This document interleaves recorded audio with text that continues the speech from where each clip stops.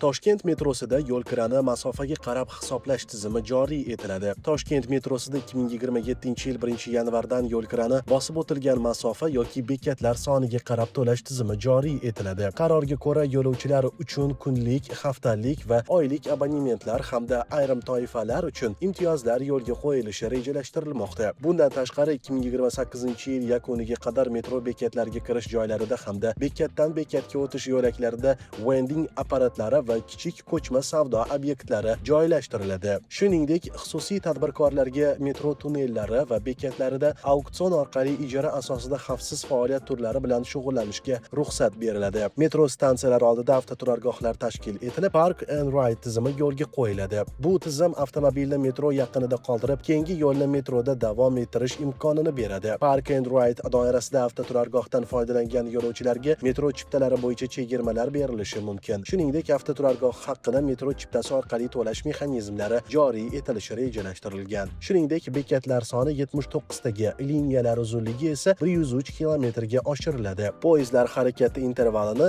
2-3 daqiqagacha qisqartirish ham ko'zda tutilgan. Bu videoni metroda yuradigan tanishlaringizga yuborib qo'ying hamda Kapital.uz kanaliga obuna bo'ling.